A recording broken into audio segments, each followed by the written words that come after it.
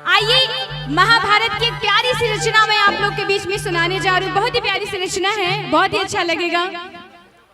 कहते हैं समय इंसान का सम्मान करा देता है और समय इंसान का अपमान करा देता है। और जब समय आया तो मैंने ये जाना कि समय इंसान की पहचान करा देता है, समय इंसान की पहचान करा देता है। इसलिए भगवान ने जो दिया बड़े ही प्यार से कबूल करना चाहिए, क्योंकि दोनों चीज कहते हैं ना, सुख भी मुझे प्यारा है,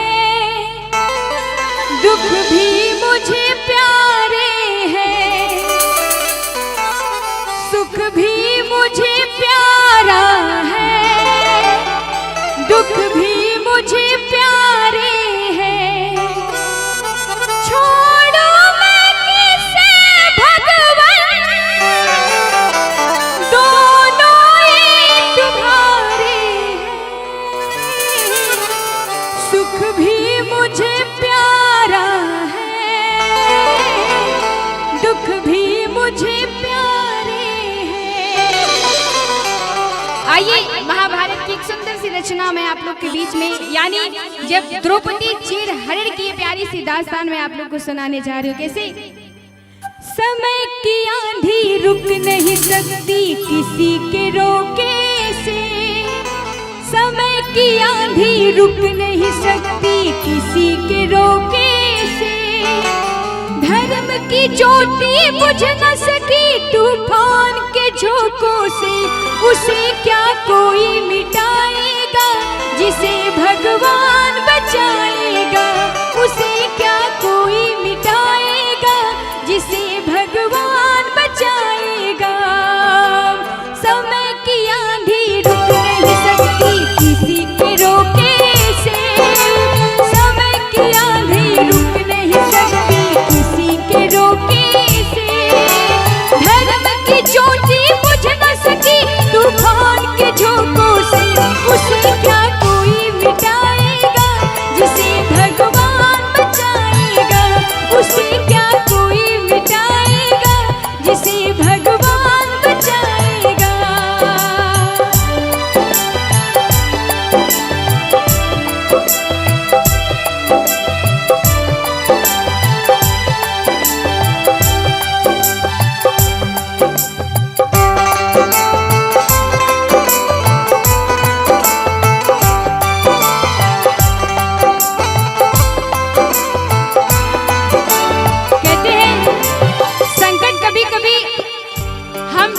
इंसानों पर भी नहीं आती, कभी कभी भगवान पे भी आ जाती है जब समय खराब हो तो। और जब समय खराब होता है तो दिल के साथ दिमाग भी काम करना बंद कर देता है। इसलिए कहना क्या, धर्म ध्वजा धारी अर्जुन भीम नकुल से बलशाली, हार गए कौरवों से जुए में अपनी घरवाली नारी। ध्वजाधारी अर्जुन भीम नकुल से बलशाली, हार गए कौरवों से जुए में अपनी घरवाली नारी, अपनी घरवाली नारी। कहते कर्म किया किसी और ने, सजा मिली किसी और को। और जब द्रौपदी को सभा में लाने की बात जब होती है तो द्रौपदी के मुख से क्या, सभा में बैठे हुए तमाम लोग क्या, वो द्रौपदी बिचारी क्या करती, द्रौपदी बिचारी क्या करती, वो द्रौपदी बिचारी क्या करती, द्रौपदी बिचारी क्या करती।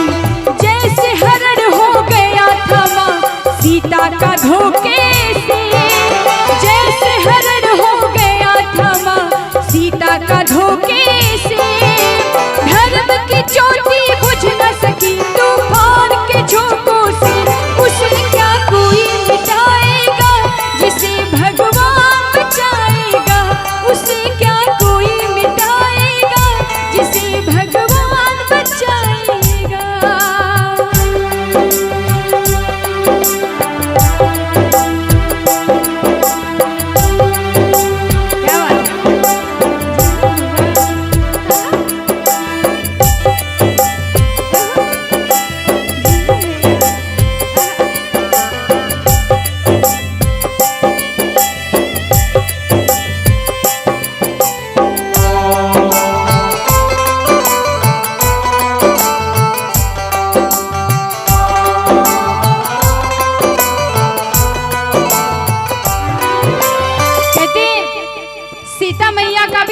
धोखे से हुआ। अगर सीता मैया को पता होता कि रावण जोगी के भेष में आया है, भिक्षा लेने के भेष में अगर मुझे हरण करने के लिए आया है, तो शायद सीता मैया लक्ष्मण रेखा कभी पार नहीं करती। इसलिए कहते हैं जब दुर्योधन और दुशासन, ये बताइए कि इस पूरी सभा में दो राक्षस कौन थे, कोई बताएगा? दो राक्षस कौन थे सभा में, कोई बताएगा? यहाँ पे बड़ी आदरणीय लोग बैठे, मैं आप लोगों से बस दो सवाल करना चाहती हूँ। कोई दुर्योधन यानी उस सभा में कौन दो राक्षस थे, कोई बता सकता है? सॉरी, दुर्योधन और एक दूसरा, क्या बात है, जोरदार ताली बजा दीजिए भाई, बड़े प्यारे। यानी दुर्योधन और दुशासन दो राक्षस। आइए कहने क्या, जब दुर्योधन और दुशासन द्रौपदी का बाल खींच के सभा में ला रहे थे, द्रौपदी सभी से हाथ गिड़गिड़ा कर जोली, लेकिन किसी ने द्रौपदी की लाज बचाने को ही आगे नहीं आया। कहते द्रौपदी के एक नहीं, दो नहीं, पूरे 5 पति थे। लेकिन कहते हैं ना, जब इंसान का समय खराब होता है तो कोई साथ नहीं देता है। कैसे? 5 पांडव सर को झुकाए, बैठे आंखें मीच कर, बाल पकड़ कर पांचाली का लाया गया जब खींच कर।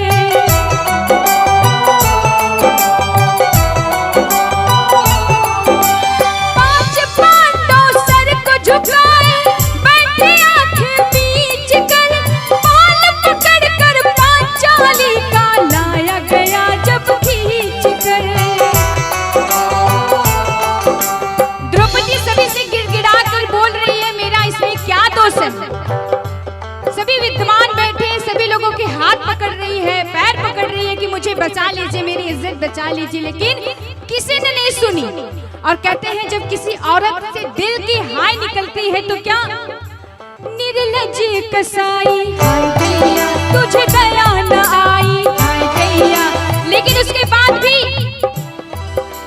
दुष्ट दुशासन न माना, रोके टोके से, दुष्ट दुशासन न माना, रोके टोके से, धर्म की ज्योति बुझ न सके तूफान के झोंकों से।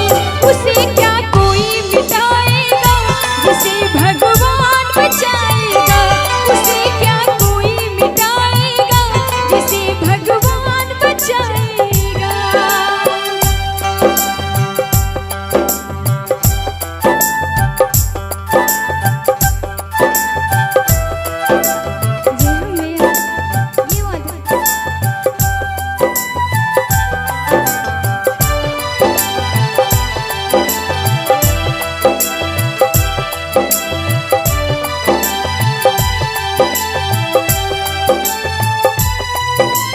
सभी लोगों ने सभा में बैठे हुए ऋषि मुनि जो भी थे, दुर्योधन और दुशासन को समझाया कि दुर्योधन दुशासन, तुम्हारी लड़ाई अपनी जगह है, लेकिन एक नारी का सम्मान अपनी जगह। कहते हैं नारी से बढ़ के कोई न दूजा, इसलिए ब्रह्मा विष्णु महेश ने नारी को पूजा।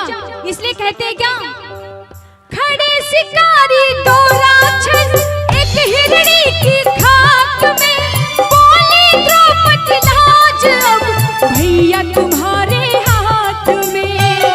ये बताइए द्रौपदी के भाई कौन थे, कोई बताएगा?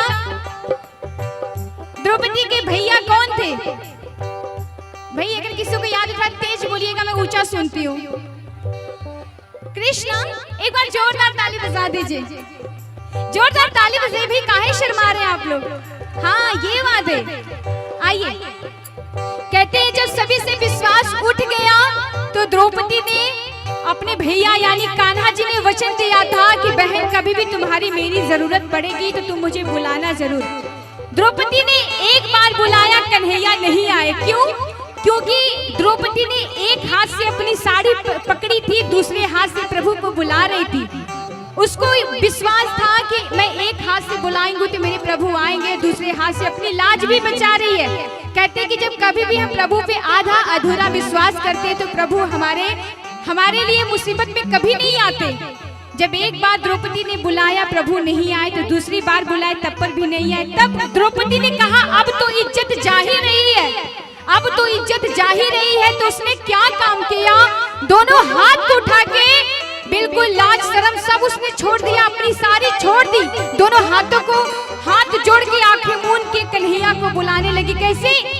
खड़े शिकारी तोरा चल एक हिरणी की खाक में, बोली द्रौपदी लाज अब भैया तुम्हारे हाथ में। और द्रौपदी आंखों में नीर लेके रघुनंदन को कैसे, जल्दी से आओ रघुनंदन बदनाम न हो रक्षा बंधन, जल्दी से आओ रघुनंदन बदनाम न हो रक्षा बंधन। पुकार सुनी तो कमल कन्हैया आ गए मौके से, बोलिए कृष्ण कन्हैया लाल की। कैसे? पुकार सुनी तो कृष्ण कन्हैया आ गए मौके से, धर्म की ज्योति बुझ न सकी तूफान के झोंकों से, उसे क्या कोई मिटाएगा जिसे भगवान बचाएगा, उसे क्या कोई मिटाएगा जिसे भगवान बचाएगा। धर्म की ज्योति बुझ नहीं सकती किसी के रोके से, धर्म की ज्योति बुझ न सकी तूफान के झोंकों से, उसे क्या कोई मिटाएगा जिसे भगवान बचाएगा, उसे क्या कोई मिटाएगा जिसे भगवान बचाएगा, उसे क्या कोई मिटाएगा जिसे भगवान बचाएगा, उसे क्या कोई मिटाएगा जिसे भगवान बचाएगा। बोलिए कृष्ण कन्हैया लाल की। बहुत बहुत धन्यवाद, बहुत बहुत शुक्रिया।